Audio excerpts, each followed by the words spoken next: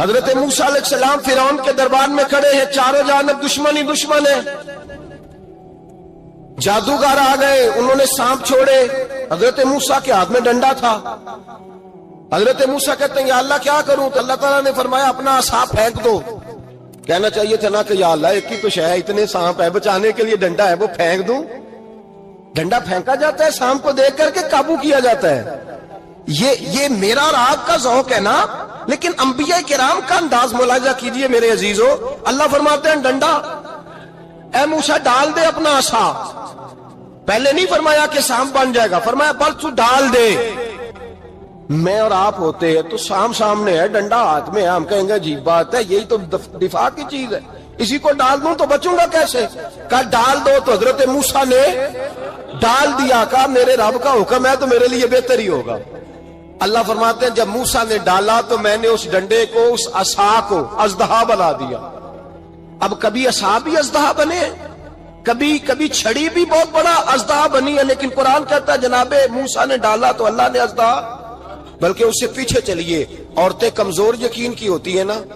جناب موسیٰ پیدا ہوئے تو اللہ فرماتے ہیں میں نے موسیٰ کی ماں کے دل میں بات ڈالی، ماں کے دل میں صندوق میں ڈال کے تو اس کو دریا میں بہا دے۔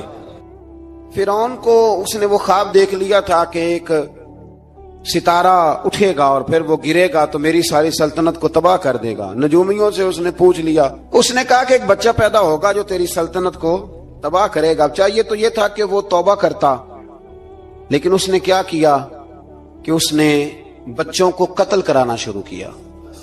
یُسَبِّحُونَ أَبْنَاءَکُمْ، ذبح کرا دیتا تھا تمہارے بیٹوں، اور بچیوں کو وہ زندہ رکھتا تھا۔ تو حضرت موسیٰ جب پیدا ہوئے تو ان کی والدہ نے پتہ کیا کیا، ان کو ایک صندوق میں بند کر کے دریا میں بہا دیا۔ اب دریا میں بہتے جا رہے ہیں تو ماں تھی تو پریشان بھی ہو گئی، ان کی ہمشیرہ کو کہنے لگی ذرا دھیان رکھنا کدھر جاتے ہیں۔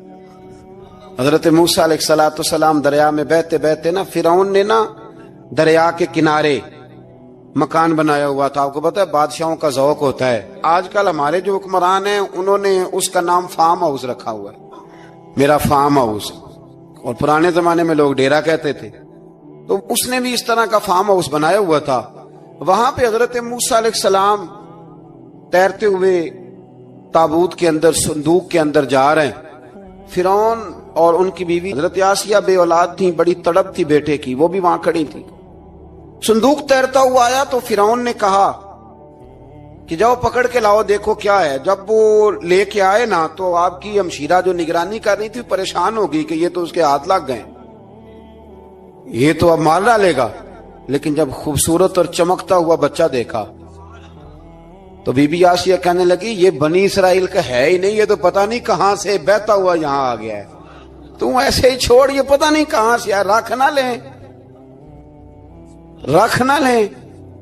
تو حضرت موسیٰ علیہ السلام وہ کہنے لگا نہیں انہی کے ہیں، موسیٰ علیہ السلام اسی کے ہیں۔ تو آسیہ کہنے لگی تیرے تو سر پہ نا بس بھوت ہی سوار ہو گیا، ہر وقت وہی لوگ تجھے یاد رہتے ہیں، پتہ نہیں کہاں سے بہ کے آیا۔ اب رکھ لیا، مان گیا فرعون۔ آپ فرعون کے گھر میں جو اس لیے بچے مروا رہا تھا کہ میری سلطنت حضرت موسیٰ پیدا نہ ہو جائیں، تو اسی کے گھر میں پرورش پانے لگے، اسی کے گھر میں۔ اب عورتیں منگائیں گئی دودھ پلانے کے لیے، تو حضرت موسیٰ علیہ السلام کسی بی بی کا دودھ نہیں پیتے، تو آپ کی ہمشیرہ نہ وہیں دائیں بائیں گھومتی رہتی۔ تو کہنے لگی جناب آسیہ سے کہ میں ایک بی بی کو جانتی ہوں، بڑی صاف ستھری ہے، مجھے امید ہے یہ بچہ اس کا دودھ پیے گا۔ تو فرعون کہنے لگا دوڑ کے لا، تو وہ اپنی والدہ کو لے کے آئیں تو حضرت موسیٰ نے فوراً دودھ پینا شروع کر دیا۔ فرعون کو پھر تھوڑا شک ہوا۔ ایک روایت یوں بھی لکھی ہے بعض لوگوں نے کہ فرعون ایک دن اٹھایا ہوا تھا، حضرت موسیٰ کی ابھی تھوڑی سی عمر تھی، تو آپ نے اس کی داڑھی پکڑ کے تو ایک گھونسا دے مارا، جلالی تو شروع سے ہے نا۔ تو کہنے لگا آسیہ تو مان نہ مان یہ بچہ وہی ہے۔ تو حضرت بی بی آسیہ کہنے لگی کہ تجھے غلط فہمی ہے، یہ وہ نہیں ہے۔ اس نے کہا دیکھو نا یہ تو اٹھاتی ہے تو پیار کرتا ہے، اور میرے جب قریب آتا ہے تو اس کے لب و لہجے میں تلخی محسوس کرتا ہوں۔ اس نے کہا بچوں کو کیا پتا۔ خیر ایک طرف اس نے کھانے پینے کی چیزیں رکھ دی، ایک طرف انگارے رکھ دیے۔ وہ بھی حضرت آسیہ کہتی ہیں کہ تجھے سمجھ آئے بچے بچے ہوتے ہیں، حضرت موسیٰ بچے تو تھے پر تھے تو اللہ کے نبی نا، اللہ کے نبی تھے. جب اس نے کہا نا یہ بچے ہیں تو حضرت موسیٰ علیہ السلام بجائے انگاروں کی طرف جانے کے نبی تھے وہ سیدھے کھانے پینے والی چیزوں کی طرف بڑھنے لگے. فرعون کہنے لگا آپ بتا. اللہ تعالیٰ نے حضرت جبریل کو بھیجا. انہوں نے کہا ادھر نہیں جانا آپ ادھر جائیے. تو آپ آگ کی طرف گئے اور ایک کوئلہ اٹھا کے زبان پہ رکھ لیا. تو آسی کہنے لگی سمجھ آئی بچے کو کیا پتا کدھر جانا ہے کدھر نہیں جانا. اگر وہ اتنا ہی خیال ہوتا وہی بچہ ہوتا تو آگ. اور بعد مفسرین نے لکھا ہے یہ جو حضرت موسیٰ دعا مانگتے تھے نا رب اشرح لی صدری ویسر لی امری, یہ وہ آگ کا انگارہ جب کوئلہ منہ میں رکھا تھا نا تو اس کی وجہ سے زبان میں کچھ لکنت آ گئی. تو آپ دعا کرتے تھے کہ یا اللہ میری زبان کی وہ بند گرا کھول دے تاکہ میں کھل کے فرعون کے سامنے بات کر سکوں. وہیں حضرت موسیٰ پلنے لگے, وہیں پلے, وہیں جوان ہوئے, وہیں اللہ نے ساری دولتیں دی. بہن بھی ملی, ماں بھی ملی, اور سارے عزیزوں کا پیار بھی ملا. اسی گھر کے اندر اللہ نے پرورش کر کے فرعون کے ظلم سے بنی اسرائیل کو نجات عطا فرمائی. کہ موسیٰ پھر فرعون کے گھر میں پلنے لگے اور جب جوان ہو گئے تو فرعون کے ہاں جو ظلم ہوتا تھا حضرت موسیٰ اس پر بول پڑتے تھے, جلال فرماتے. تو فرعون پھر ناراض رہنے لگا یہاں تک کہ اس نے آپ کو نکال دیا. آپ تشریف لے گئے وہاں سے. تو حضرت موسیٰ ایک دن شام کے وقت دوبارہ آئے بستی میں, لوگ سوئے ہوئے تھے. تو دو آدمی, ایک بنی اسرائیل میں سے اور ایک فرعون کی اپنی قوم میں سے, وہ دونوں آپس میں جھگڑ رہے تھے. لیکن وہ جو حضرت موسیٰ کی بنی اسرائیل کی قوم کا شخص تھا اس پر وہ قبطی, وہ جو فرعون کے قریبی لوگوں میں سے تھا, وہ ظلم کر رہا تھا اور بوجھ اٹھانے کی بات کر رہا تھا. اب اس نے حضرت موسیٰ کو پکارا کہ یہ دیکھیں میرے ساتھ کس طرح کی بات کر رہا ہے. تو حضرت موسیٰ کا ارادہ بھی نہیں تھا, آپ نے بس اس کو سمجھایا. پر کچھ لوگوں کو سمجھ, تو حضرت موسیٰ نے پھر ایک مکہ مارا, ایک گھونسا مارا, صرف ایک ہی. یہ کئی تگڑے اور دلیر اس طرح کے بھی ہوتے ہیں کہ گھونسا ایک بھی برداشت نہیں کرتے. وہ ایک مارا, آدمی دھڑام سے زمین پہ گرا اور ماری گیا. حضرت موسیٰ کا ارادہ نہیں تھا لیکن وہ مر گیا. حضرت موسیٰ علیہ السلام نے اس بات پر اپنے رب سے استغفار بھی فرمائی. قرآن کہتا ہے کہ انہوں نے معافی چاہی کہ اللہ میرا ارادہ نہیں تھا. بہرحال اگلے دن نا حضرت موسیٰ دوبارہ آئے. وہ سنا کرتے تھے نا ہم کہ بیوقوف دوست سے عقل مند دشمن بہتر ہوتا ہے. وہ کم از کم دشمنی تو عقل مندی سے کرتا ہے نا, لیکن جو بیوقوف دوست ہو بیوقوف. حضرت موسیٰ دوبارہ آئے تو وہ بنی اسرائیلی اگلے دن کسی اور سے جھگڑا کر رہا تھا. پھر اس نے مدد کے لیے پکارا تو حضرت موسیٰ کہنے لگے مجھے لگتا یہ ہے کہ تیری عادت ہے, تو خود بڑا جھگڑالو ہے, تو نے روز نیا جھگڑا شروع کیا ہوتا ہے. حضرت موسیٰ جب اس کی طرف بڑھے نا ڈانٹنے کے لیے تو اس نے شور کرنا شروع کر دیا. کہنے لگتا ہے جس طرح آپ نے اسے کل قتل کیا تھا مجھے بھی قتل ہی کریں گے. یہ انسانوں کا مزاج ہے کہ آپ جب تک کسی کے طبیعت کے مطابق چلیں گے وہ راضی رہتا ہے, اور ذرا آپ اس کی طبیعت سے ہٹتے ہیں تو وہ شور کرتا ہے. اس نے کہا جی آپ مجھے بھی لگتا ہے ماریں گے. حضرت موسیٰ کلیم اللہ علی نبینا علیہ السلام کے بارے میں جب اس نے شور کیا تو بات پھر فرعون کے دربار تک گئی. وہ تو پہلے ہی بہانہ تلاش کر رہا تھا. اس نے کہا ڈھونڈو, پکڑو اور معاذ اللہ شہید کریں گے. کسی نے آ کے خبر دی کہ آپ جہاں سے ہجرت کر جائیں, اس لیے کہ آپ کے لیے یہاں حالات درست. اور بھائی یہ چھوڑ دیا کریں بات کہ فلاں آدمی کے حق میں فلاں جگہ حالات کیسے خراب ہوئے, تو نبی کریم علیہ السلام مکہ چھوڑ کے کیوں آئے؟ حضرت موسیٰ علیہ السلام نے ہجرت کیوں فرمائی؟ یہ ایک ایسی عجیب بحث ہے جس کو لوگ بلا وجہ چھوڑ دیتے, بلا وجہ چھیڑ دیتے ہیں. اور بالخصوص ایک خاتون نے ایک دفعہ مجھے پیغام دیا تو میں بڑی اس کی بات سن کے مجھے عجیب لگا. وہ کہنے لگی کہ دوسری جگہ میری شادی ہوئی ہے, مجھے طلاق ہو گئی تھی, تو مجھے ایک تانا روز سننے کو ملتا ہے تو اتنی اچھی ہوتی تو وہاں نہ رہ لیتی. تو بھئی یہ کوئی تانے والی بات ہے؟ کوئی ضروری ہے کہ بیوی غلط ہوتی ہے تو طلاق ہوتی ہے؟ اللہ کے محبوب علیہ السلام کی 2 صاحبزادیوں کو ابو لہب کے 2 بیٹوں نے طلاق بھیج دی تھی. کس کی غلطی تھی؟ تو آپ کیا کہہ سکتے ہیں یہاں کیوں طلاق؟ تو اتنی جلدی بات تھوڑی کر دیں گے آپ, تھوڑی احتیاط فرمائیں بولنے میں. تو حضرت موسیٰ علیہ السلام وہاں سے نکلے اور آپ مدین کی طرف چلے گئے. مدین وہ علاقہ تھا جہاں فرعون کی حکومت کوئی نہیں تھی. حضرت موسیٰ جیسے ہی وہاں پہنچے تو ان کے اندر ایک جذبہ تھا, وہ ظلم ہوتا نہیں دیکھ سکتے. جب وہاں پہنچے تو انہوں نے دیکھا لوگ اپنے اپنے جانوروں کو گھاٹ پہ پانی پلا رہے ہیں, اور 2 خواتین ہیں وہ بالکل پیچھے کھڑی ہیں. تو حضرت موسیٰ کلیم آگے بڑھ کے کہنے لگے تم کیوں نہیں پانی پلاتی؟ تو وہ کہنے لگی ہمارا بھائی کوئی نہیں, باپ ہمارا بوڑھا ہے. اللہ اکبر. مجبوری یہ ہے, ہم ہیں بھی پردہ دار گھرانے کی, مجبوری ہماری یہ ہے کہ جب تک یہ سارے لوگ پانی پلا نہیں لیں گے اتنی دیر تک ہماری باری نہیں آئے گی. تو حضرت موسیٰ کلیم اللہ علیہ السلام فرمانے لگے اچھا یہ بات ہے تو جانور مجھے دو. وہ ہو یہ رہا تھا کہ چونکہ مرد پانی پلا رہے تھے تو اور جتنے بھی مرد آتے جاتے تھے وہ گھستے جاتے تھے, اور عورتیں بیچاری کھڑی تھیں. حضرت موسیٰ جھٹ سے آگے بڑھے, پیچھے ہٹو. ان 2 خواتین پاک باز عورتوں کے جانوروں کو پانی پلایا, اور پھر آپ دوبارہ وہیں بیٹھ گئے. وہ بیویاں جلدی جلدی گھر گئیں, جا کے اپنے والد سے کہنے لگی ابا جی کمال ہو گیا, اس بستی میں ایک ایسا آدمی ملا ہے جو عورتوں کی طرف دیکھتا ہے تو نیکی کرنے کے لیے آگے بڑھتا ہے, جو مجبور اور بے کس کے لیے اچھے جذبات رکھتا ہے. فرمایا جلدی لاؤ. کچھ مفسرین اور طرف بھی گئے ہیں لیکن جمہور نے لکھا ہے کہ وہ حضرت شعیب علیہ السلام تھے. حضرت شعیب نے گھر بلایا, اپنی ایک بیٹی کو بھیجا, فرمایا بیٹے بلا کے لاؤ. وہ جب گھر آئے تو آپ فرمانے لگے آپ میرے ساتھ اجرت طے کر لیں, 8 سال یا 10 سال آپ میری بکریوں کو چرائیں, میرے گھر میں رہیں. اور پھر فوراً ہی فرمانے لگے اگر آپ ہمارے گھر میں رہیں گے دیکھ بھال کریں گے تو میں اپنی ایک بیٹی کا نکاح بھی آپ کے ساتھ کر دوں. تو 8 سے 10 سال حضرت موسیٰ نے وہاں قیام فرمایا.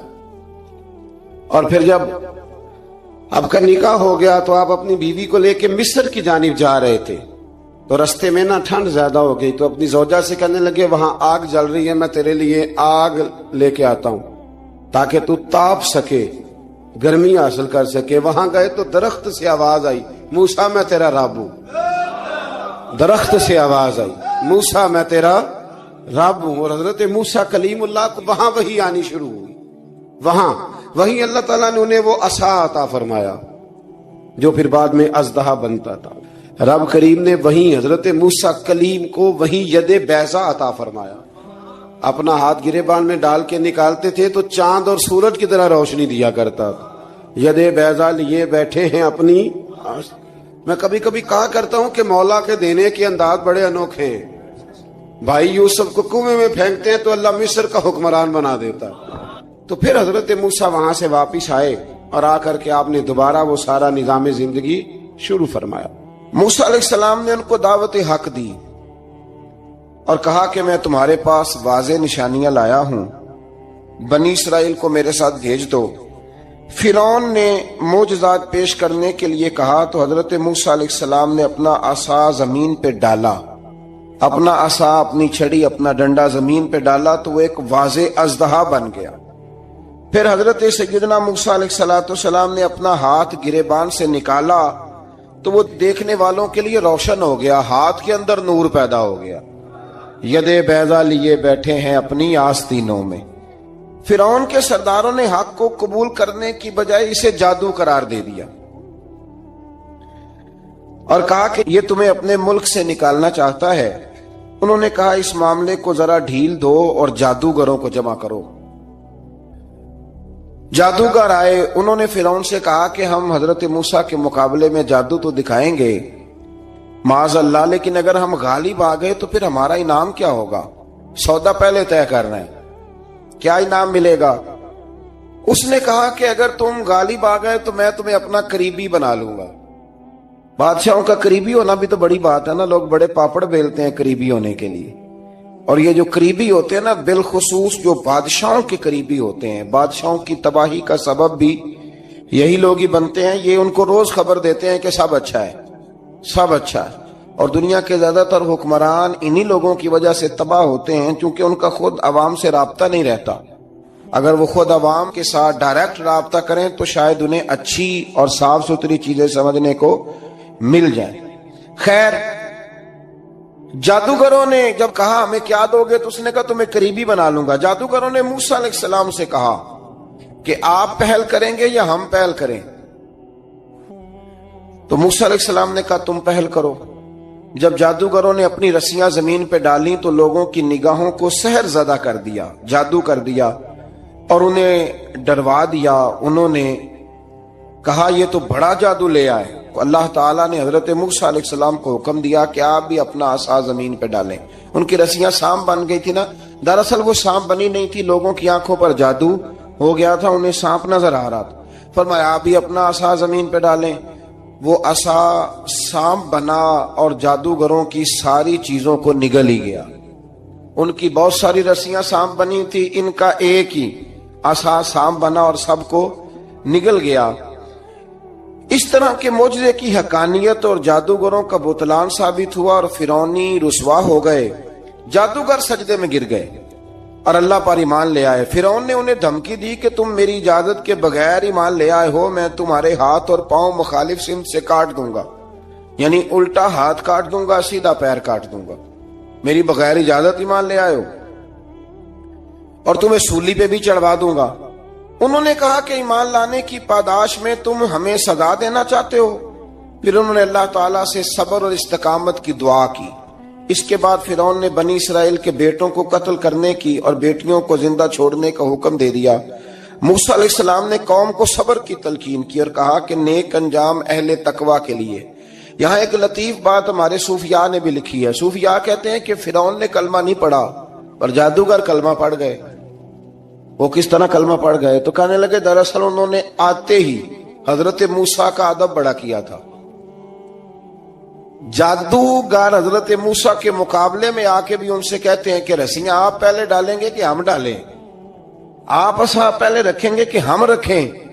تو اتنا سا ادب کیا تو رب کریم نے فرمایا جو نبی کا ادب کرے وہ بے ایمان نہیں رہ سکتا، جو نبی کا ادب کرے وہ بے ایمان نہیں رہ سکتا، اور جو نبی کی بے ادبی کرے وہ ایماندار نہیں رہ سکتا۔ ختم ہو گئی بات۔ یہاں ہمارے صوفیاء نے یہ بات لکھی ہے کہ چونکہ انہوں نے آتے ہی کہا تھا کہ آپ پہلے ڈالیں گے یا ہم پہلے ڈالیں، تو حضرت موسیٰ سے انہوں نے پوچھ لیا، نبی کے پوچھے بغیر پہل نہیں کی، تو اللہ نے انہیں ایمان کی دولت عطا کر دی۔ اللہ تعالیٰ نے فرعونیوں پر قحط سالی کا عذاب نازل کیا۔ فرعونیوں کا طریقہ یہ تھا کہ اچھائی کو اپنا کمال گردانتے تھے، کہتے تھے یہ ہماری طرف سے، اور برائی کو معاذ اللہ بدشگونی کے طور پر موسیٰ علیہ السلام کی طرف منسوب کرتے تھے، کہتے تھے معاذ اللہ آپ کی وجہ سے یہ سارا کچھ ہو رہا ہے۔ ہوتے نا نہیں کہتے ہیں جب سے میں وہاں گیا ہوں تب سے، ہمارے بزرگ ایک لطیفہ بھی سنایا کرتے تھے کہ کسی زمیندار نے نماز پڑھنی شروع کی تھی تو اس کے جانور مرنے شروع ہو گئے۔ اب لوگ سمجھتے ہیں کہ معاذ اللہ شاید یہ کسی بزرگ کے سبب سے ایسا ہے، حالانکہ یہ تو اللہ کی طرف سے آزمائش ہوتی ہے، اس کی حکمتیں ہوتی ہیں۔ اللہ تبارک و تعالیٰ نے ان پر عذاب کیا نازل کیا؟ آیت نمبر 130 اور 143 کا بھی آپ سورہ اعراف کی پڑھیں تو اللہ تعالیٰ نے ان پر ٹڈیوں کا، جموں کا، مینڈکوں کا اور خون کا عذاب نازل کیا۔ یہ کس قسم کا عذاب ہے؟ جمعے پڑ گئیں، ٹڈیاں آ گئیں، یہ اللہ نے عذاب نازل کیا۔ جب وہ عذاب میں مبتلا ہوئے تو موسیٰ علیہ السلام سے کہا کہ آپ اللہ سے دعا کریں کہ ہم سے یہ عذاب ٹل جائے، اگر ایسا ہوا تو ہم ایمان لے آئیں گے، بنی اسرائیل کو بھی آزاد کر دیں گے۔ لیکن موسیٰ علیہ السلام کی دعا کے نتیجے میں جب عذاب ٹل جانے کے بعد فرعونی پھر اپنے وعدے سے پھر گئے۔ بنو قریظہ والوں نے بھی کئی دفعہ حضور سے وعدے کیے پر اپنے وعدوں پر قائم۔ ایک بات آپ سے یہاں روک کے عرض کر دوں، ہم بھی کئی دفعہ کہتے ہیں ذرا بریک کبھی گاڑی کی نہیں نہ لگتی تو ہم ارادہ کرتے ہیں کہ آج سے ہی نماز شروع کر دینی، ذرا طبیعت زیادہ لیل ہوتی ہے تو ارادہ کرتے ہیں نا کہ بھائی آج کے بعد ہم نے نیک، پھر کیا ہوتا ہے شفا ہو گئی تو چھٹی ہو گئی۔ یہ طریقہ درست نہیں، یہ تو کفار کا طریقہ بیان کیا نا قرآن پاک نے۔ یہاں فرمایا جب اللہ تبارک و تعالیٰ نے انہیں نجات دے دی تو اپنے وعدے سے مکر گئے، تو پھر اللہ تبارک و تعالیٰ نے بنی اسرائیل کو سمندر پار کر کے ایسی قوم کے پاس پہنچا دیا جو بتوں کی پرستش کرتی تھی، وہ تو بچ گئے لیکن فرعونی سارے دریا کے اندر غرق ہو گئے۔ حضرت موسیٰ علیہ السلام سے کہنے لگے کہ ہمارے لیے بھی ایک خدا بنا دیجئے۔ حضرت موسیٰ علیہ السلام نے فرمایا بت پرستی کرنے والے جاہل ہیں، یہ بت پرست قوم کے پاس جب گئے نا بنی اسرائیل والے, بت پوجتے ہوئے دیکھا تو کہنے لگے ہمارے لیے بھی سامنے بنا کے رکھ دو. فرمایا یہ تو جاہل ہیں, تم انہیں دیکھ کے اثر قبول کر رہے ہو, اور اپنی جاہلیت کے باعث یہ ہلاک ہونے والے بھی ہیں. پھر اللہ تعالیٰ نے بنی اسرائیل پر اپنی نعمتوں کا ذکر فرمایا, اور موسیٰ علیہ السلام نے اپنی قوم میں ہارون علیہ السلام کو اپنا جانشین فرمایا اور کوہ طور پر تشریف لے گئے. اللہ نے فرمایا وہاں آ جائیں, میں آپ کو تورات عطا کرتا ہوں. 40 دن کا یہ عرصہ تھا. موسیٰ علیہ السلام نے وہاں پہ جا کے, وہ سارا واقعہ بھی انہی آیات میں ہے کہ حضرت موسیٰ نے عرض کیا تھا کہ رب ارنی, یا اللہ میں تجھے دیکھنا چاہتا ہوں. تو فرمایا لن ترانی, تو نہیں دیکھ سکتا. وہ بھی یہاں اللہ نے ذکر فرمایا. پھر اللہ تعالیٰ نے اپنی ایک تجلی جب کوہ طور پہ ڈالی تو حضرت موسیٰ علیہ السلام تاب نہ لا سکے اور بے ہوش ہو گئے, اور پہاڑ بھی ریزہ ریزہ ہو گیا. اس کا ذکر بھی اللہ نے انہی آیات میں فرمایا. آیت نمبر 144 سے 155 تک حضرت موسیٰ علیہ السلام کو رسالت عطا کرنے, کلیم اللہ کا منصب عطا کرنے, تورات عطا کرنے کا ذکر ہے. آگے چل کے بتایا کہ جو متکبر لوگ ہیں نا, وہ آیات الہیہ سے منہ پھیرتے, اور جو لوگ اللہ کی آیات اور قیامت کو جھٹلاتے ہیں ان کے اعمال باطل ہیں. پھر موسیٰ علیہ السلام کے کوہ طور پر قیام کے عرصے میں بنی اسرائیل کے زیورات سے بچڑا بنا کر اسے معبود بنانے کا ذکر ہے. ان میں ایک جادوگر تھا سامری, سنا ہے سلالہ میں اس کی قبر ہے.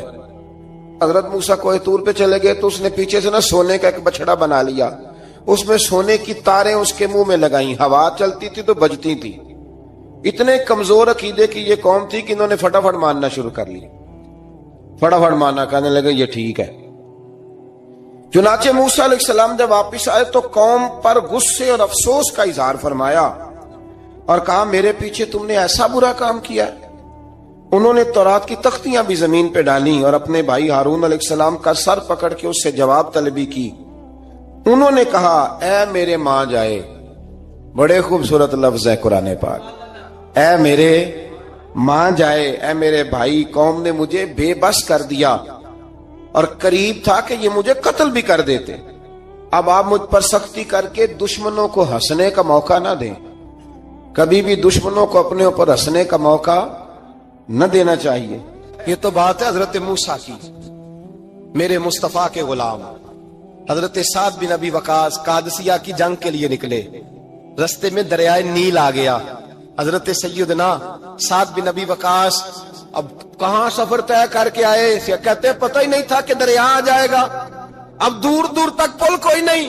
صحابہ کہتے ہیں دشمن للکار رہا, حضرت سعد بن ابی وقاص دریا کنارے کھڑے ہوئے, ایمان, یقین اور استقامت, ڈٹ گئے. کہنے لگے او دریا, اگر تو حضرت موسیٰ کی نافرمان قوم کو رستہ دے سکتا ہے, محمد عربی کے وفادار نہ اتر ہیں, ہم تو رسول اللہ کے ماننے والے ہیں. دشت تو دشت ہے, دریا بھی نہ چھوڑے ہم نے, بحر ظلمات میں دوڑا دیے گھوڑے ہم نے. فرمایا چھوڑ رستہ. صحابہ کہتے ہیں اس وقت ہم نے نعرے لگائے جب دریا نے رستہ ہی چھوڑ دیا. کہتے ہیں پھر اللہ رسول پر ہم ذکر کرنے لگے, درود پڑھنے لگے, دریا سے رستے بن گئے. فرماتے ہیں 10,000 کا لشکر گزر گیا. اس پار جب گیا نا تو حضرت سعد بن ابی وقاص نے پھر مجمع پہ نظر ڈالی. فرمایا کسی کی کچھ ہے تو نہیں رہ گئی پانی میں, کوئی دریا میں چیز تو نہیں رہ گئی. ایک صحابی کہنے لگے میرا مٹی کا پیالہ رہ گیا ہے. یار ذرا دیکھیے انداز دیکھیے, مٹی کا پیالہ, اور یار چھوڑ پرا, مٹی کا پیالہ کیا ہوتا ہے, اب تو مٹی کے پیالے کی بات کرے گا, چھوڑ دے, کیا کرتا ہے. اس نے کہا پیالہ میرا رہ گیا ہے. تو حضرت سعد بن ابی وقاص کہنے لگے کیوں ہمارا پیالہ رہ جائے, ہم رسول اللہ کے نوکر ہیں. ایمان, یقین اور استقامت کی دولت. پھر دریا کی طرف دیکھا, کہنے لگے چل یار ہمارا پیالہ بھی واپس کر دے. صحابہ کہتے ہیں دریا کی لہر آئی اور پیالہ بھی واپس کر گئی. اور میرے بھائی جب ایمان کی دولت, یقین کی دولت, اعتماد کی دولت, جو بابا کہتا ہے نا کہ معاذ اللہ تعالیٰ الو کا خون لے آؤ اور شیر کی کھلڑی لے آؤ, میں کالا پیلا نیلا جادو کروں گا, اس پر لوگ دوڑ کے جاتے ہیں, 50-60 ہزار روپیہ بھی دے آتے ہیں دوڑ کے. اور اگر کہا جائے کہ مسجد آؤ 4 رکعت نماز پڑھو, حاضری دو مسجد کی, تو کہتے ہیں معرفت والے ہیں. معرفت والے نمازیں نہیں پڑھتے, وہ کون سی معرفت ہے. یہاں اللہ کی بارگاہ میں جھکنے کا, چونکہ یہ لیٹ ہے نا, یہ پتہ نہیں جنت میں جا کے ملے گا, کب ملے گا, معاذ اللہ. لوگ دنیا داری کے معاملے میں پس جاتے ہیں. حکمران نے وعدہ کر دیا ہے سڑکیں پکی ہو جائیں گی, خوشحالی ہو جائے گی, موجیں لگ جائیں گی, لوگ لائنوں میں کھڑے ہیں ووٹ دینے کے لیے, اور تیرے رب نے کہا ہے تو مجھ سے ڈر جا, میں تیری دنیا بھی اچھی کر دوں گا, آخرت بھی اچھی کر دوں گا, تو ادھر آ میری بارگاہ میں جھوک. لوگ اعتماد اور یقین کو اوہام پرستی کا شکار ہیں, ہم لوگ وہم کا شکار ہیں, ہم لوگ بدشگونی ایسے ہو جائے گا ویسے ہو جائے گا, ہم ان چیزوں کا شکار. بھائی اعتماد کی دولت پیدا کریں, یقین اپنے اندر پیدا کریں, ایمان پیدا کریں, ڈٹ جائیں رب رسول کا نام لے کر. حضرت عمر کا زمانہ تھا, مصر فتح ہو گیا, حضرت عمر بن عاص گورنر بنے. رواج یہ تھا مصر کے اندر کہ ایک دریا چلتا تھا, دریائے نیل, اور سارے مصر کا انحصار اسی دریا پہ تھا. فصلوں کو پانی بھی لگتا اسی سے, جانور بھی اسی سے پانی پیتے, کھیتیاں بھی اسی سے سیراب ہوتی. سال کے بعد وہ دریا خشک ہو جاتا تھا, سال کے بعد وہ دریا خشک ہوتا, اور جب خشک ہوتا نا تو ایک کواری لڑکی قتل کر کے دریا میں ڈالتے, پھر وہ دریا چلتا. آج بھی بہت ساری جگہوں پہ اوہام پرستی ہے, کہتے ہیں ہمارے آستانے کا طریقہ ہے. میں نے کہا آستانے کا اس آستانے کا طریقہ ہوتا ہے جس آستانے کا تعلق در مصطفیٰ سے ہوتا ہے. باقی کسی آستانے کا اپنا کوئی ذاتی طریقہ نہیں. طریقہ وہ جو میرے نبی پاک کا طریقہ ہے, اس سے ہٹ کر کون سا طریقہ ہے. ہمارے آستانے کا طریقہ ہے, ہماری یہ رسم ہے, ہمارا یہ رواج ہے, اٹھا کے بھاگ جاؤ رسم و رواج. ہمارے رسم و رواج رسول اللہ کی سنت کے پابند ہے. سارے بولیے صلی اللہ ہو, پھر ایک دفعہ پڑھیے درود شریف صلی اللہ ہو, 3 دفعہ کر لیں تاکہ طاقت ہو جائیں. صلی اللہ ہو نبی پاک صلی اللہ علیہ وسلم کا طریقہ اصل طریقہ ہے. حضرت عمر فاروق کو جناب عمر بن عاص, اور کہتے ہیں کہ پکا طریقہ یہ تھا کہ جب تک لڑکی قتل کر کے ڈالتے نہیں تھے دریا چلتا نہیں تھا.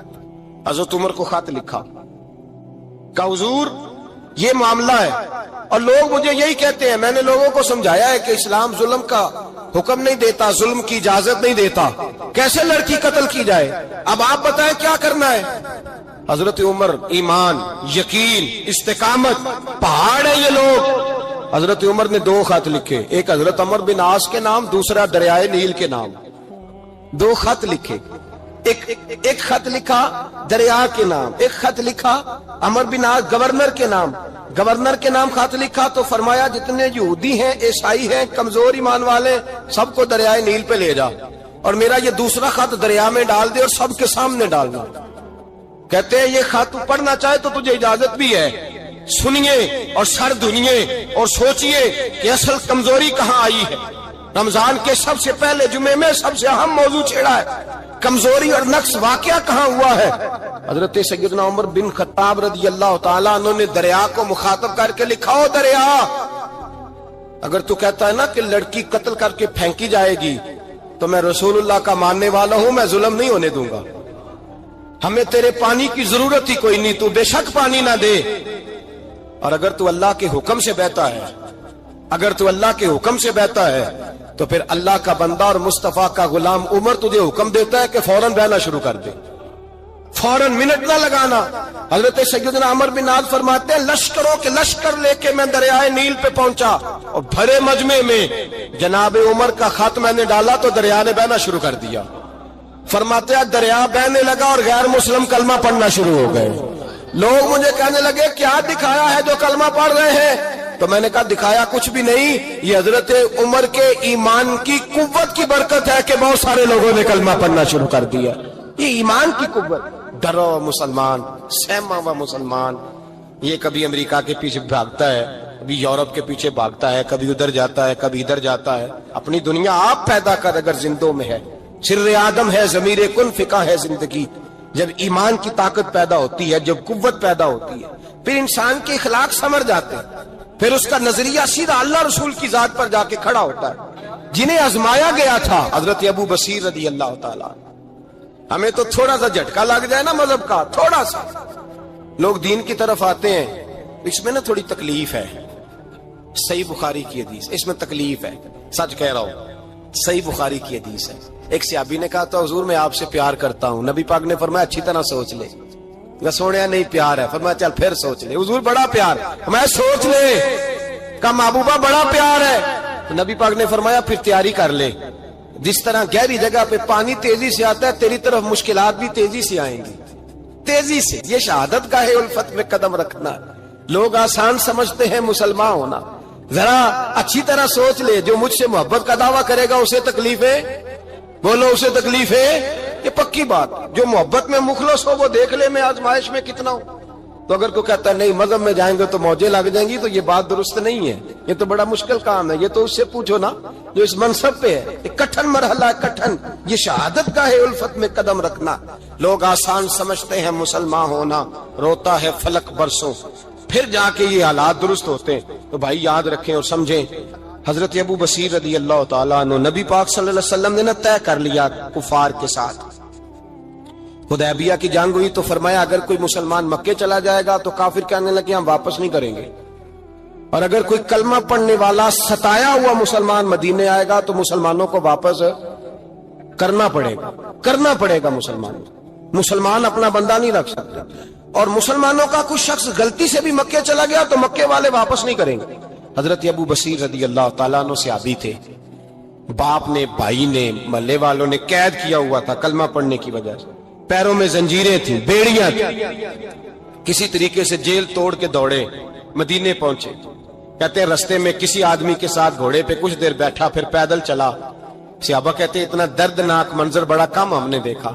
ابو بصیر جس گلی سے گزرتے وہاں خون پھیل جاتا, ان کی ٹانگیں خون سے کٹتی, وہ زنجیریں بندھی ہوئی. در رسول پہ حضور میں بھاگ کے آیا ہوں. کہتے ابھی نبی پاک صلی اللہ علیہ وسلم ان کی بات سن ہی رہے تھے کہ پیچھے سے قریش کے 2 سپاہی بھی آ گئے.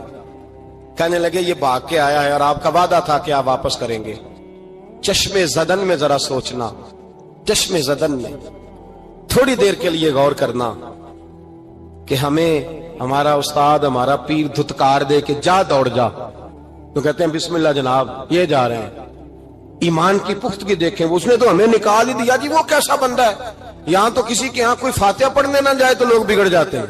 کہتے ہیں اس نے سلام نہیں لی, فاتحہ نہیں پڑھی, بس ختم, اس کو احساس ہی نہیں. حضرت سیدنا ابو بصیر سامنے کھڑے, سامنے 2 سپاہی آ گئے. ذرا دیکھیے ایمان کی پختگی, ایمان, یقین اور استقامت. امام بہقی نے دلائل کے اندر لکھا ہے, فرماتے ہیں نبی کریم صلی اللہ علیہ وسلم نے ان کی طرف دیکھا تو حضور کی مقدس آنکھیں آنسوؤں سے بھر گئیں. حضور نے فرمایا ابو بصیر تیری تکلیف مجھے نظر آ رہی ہے, پر میں نے وعدہ کیا ہوا ہے. میں نے وعدہ. بھائی یہاں ڈٹ کے رہنا بڑا مشکل ہے, یہاں قائم رہنا بڑا کٹھن مرحلہ ہے. یہاں آزمائش کے موقع پر دین پر انہوں نے تو رکھا ہی نہیں. لوگ تانے دیتے ہیں, باتیں کرتے ہیں, رکھا ہی نہیں, تو پھر ان کا بنتا ہے. حضور نے فرمایا تجھے جانا پڑے گا. صحابہ کہتے ہیں پورے مدینے میں ایسے تھا جیسے سوگ کا سما ہو. جب وہ 2 سپاہی حضرت ابو بصیر کو پکڑ کے لے جا رہے تھے تو وہ پلٹ پلٹ کے پیچھے دیکھتے تھے, پلٹ پلٹ, پیروں میں خون ہے, آنکھیں آنسوؤں سے بھری ہوئی. فرماتے ہیں جب وہ پلٹ رہے تھے تو مدینے کی گلیاں بھی رو رہی تھی. میرے نبی پاک جب وہ آنکھوں سے اوجھل ہو گئے تو حضور بیٹھ گئے زمین پہ. نبی پاک نے رونا شروع کر دیا. فرمایا اللہ تو نے اس شخص کی مدد فرمانی ہے, اس پر کرم کرنا ہے, اللہ اس کا خیال فرمانا. اس کے لیے دعا کی, حضور روئے. حضرت ابو بصیر باہر نکلے تو وہ جو کافر تھے نا وہ کہنے لگے تو بڑا بنتا تھا ان کا, انہوں نے تجھے رکھا نہیں, تجھے رکھا بھی نہیں. تو حضرت ابو بصیر نے تھپڑ مارا منہ پہ, کہنے لگے میں وہ نہیں جو تھوڑی سی بات سے بدل جاؤں. ایمان, یقین اور استقامت کی دولت ملی ہوئی ہے. آپ فرمانے لگے میرا تو ایمان اور پختہ ہو گیا ہے کہ میرا نبی اپنے وعدوں کا بڑا پابند ہے, میرا رسول اپنے وعدوں کا بڑا پابند ہے. حضرت ابو بصیر کہتے ہیں مدینے کی سرحد گزر گئی تو میں نے کھینچی تلوار, ان میں سے ایک سپاہی, اب آؤ میرے مقابلے میں جس نے آنا. ایک کو مارا, دوسرا بھاگ گیا. فرماتے اب میں مکے جا نہیں سکتا تھا, جاؤں گا تو وہ زیادہ ماریں گے.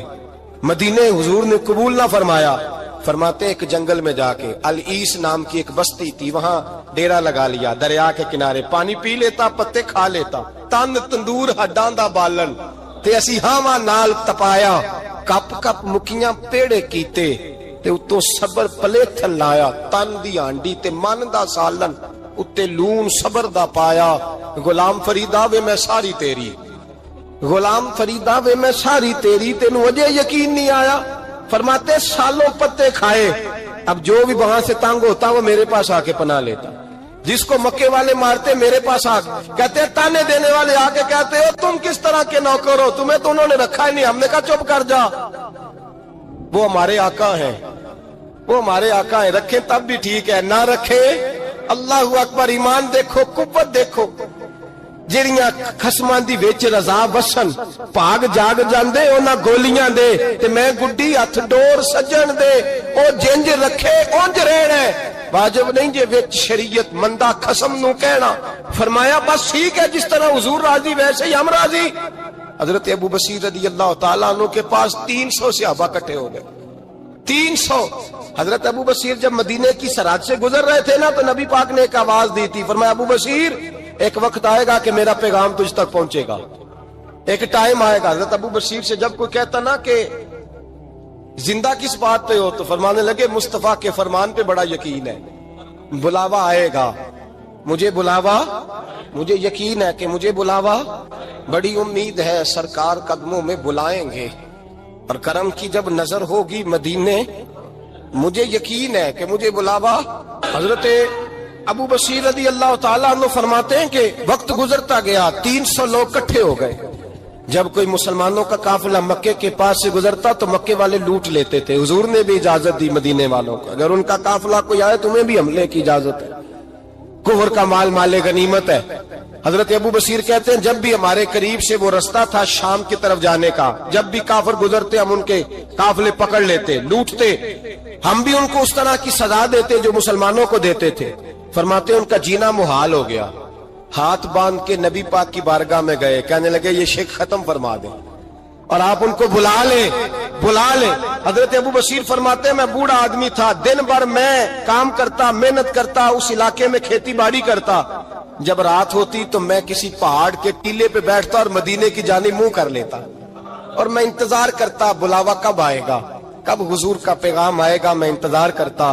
حضرت ابو بصیر رضی اللہ تعالیٰ عنہ بیمار ہو گئے, شدید بیمار, سخت بیمار تھے تو قریش نے شیخ ختم کی. حضرت ابو ہریرہ کہتے ہیں نبی پاک نے 2 صحابہ کو روکا دیا, فرمایا جاؤ اسے جا کے کہو آ جائے, اسے کہو آ جائے. صحابہ کہتے ہیں ہم پہنچے تو ان کا آخری وقت چل رہا تھا, آخری ہجکیاں تھیں. ایمان اور یقین دیکھو, آخری ہجکیاں. لوگ کہتے ابو بصیر وقت آ گیا, وہ کہتے ہیں نہیں ابھی وقت نہیں آیا, وقت تب آئے گا جب نبی پاک کا بلاوا آئے گا. حضور کا وعدہ تھا وقت تب آئے گا جب میرے نبی کا بلاوا آئے گا, بھی بلاوا نہیں آیا تو ابو بصیر کا وقت بھی نہیں آیا. صحابہ کہتے ہم نے جا کے رکا, تھمایا, اٹھنے کی بھی طاقت نہیں تھی. جب حضور کا رکا لیا نا تو دونوں یوں مٹھیاں بند کر لی, گویا جھوم جھوم کے نعرے لگانے لگے آؤ دیکھو میرے نبی کے وعدے کتنے سچے ہیں, آؤ دیکھو حضور کے وعدے. چومتے حضور کا نامہ سر پہ رکھتے, سینے سے لگاتے اور کہتے ہیں پھر بلند آواز سے کلمہ پڑھنے لگے. کہنے لگے حضور میں حاضر ہوا, یا رسول اللہ میں آیا. کہتے بلند آواز سے کلمہ پڑھا اور ان کی روح پرواز کر گئی, ان کی روح پرواز کر گئی. نبی رحمت صلی اللہ علیہ وسلم کے غلاموں کا یقین, اعتماد اتنے اعلیٰ درجے کا. کمزور مسلمان, دائیں بائیں دیکھتا مسلمان, کفر کے وعدوں پر اعتبار کرتا, یہودی عیسائی اور سکھ کے وعدوں پر اعتبار کرتا, دنیا دار ٹھگ اور چور کے وعدوں پر اعتبار کرتا, یہ رب کریم کے وعدے پر اعتبار نہیں کرتا, یہ اللہ رسول کے ساتھ اپنی توجہ کو مبذول نہیں کرتا. میرے رسول کریم سید عالم صلی اللہ علیہ وسلم کے غلاموں نے اعتماد کر کے, یقین کر کے ہمیں بتلایا ہے کہ جب تیرے پاس یقین کی دولت ہوتی ہے پھر تو دنیا کا طاقتور آدمی ہوتا ہے.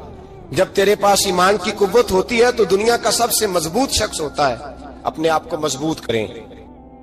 حضرت موسیٰ کلیم اللہ علیہ السلام کا زمانہ مبارکہ تھا, قحط پڑ گیا, بارش نہیں ہوتی.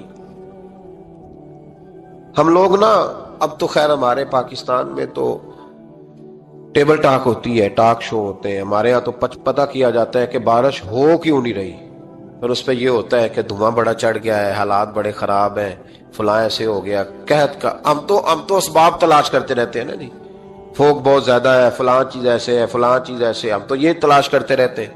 وہ لوگ یوں نہیں کرتے تھے, وہ سیدھے جا کے مسلوں پہ بیٹھتے تھے, اس لیے کہ وہ کہتے تھے جب رب چاہتا ہے تو پھر کوئی چیز کسی چیز کو روک سکتی, وہ سیدھے مسلے پہ بیٹھتے. اعلیٰ حضرت فاضل بریلوی رحمۃ اللہ علیہ کے پاس ایک مولانا محمد حسین آئے, وہ فلکیات کے بڑے ماہر تھے. تو اعلیٰ حضرت نے فرمایا ذرا ستاروں کا حساب لگا کے دکھاؤ بارش کب ہوگی. کہنے لگا پورا مہینہ تو نہیں ہوگی. تو اعلیٰ حضرت رحمت اللہ علیہ فرمانے لگے کہو کہ میرا علم کہتا ہے مہینہ نہیں ہوگی، اللہ چاہے تو ابھی ہو سکتی ہے۔ کہنے لگا جی وہ تو ٹھیک ہے پر میرا علم، وہ جیسے روز لوگوں نے پیر نیٹو سین شاہ صاحب نہیں کھولے ہوتے کہ بارش کب آئے گی، اور اس کی طرف نہ دیکھ، مصلے پہ بیٹھ، مہربانی کر مصلے پہ بیٹھ، اللہ کی بارگاہ میں حاضر ہو، اس سے معافی مانگ۔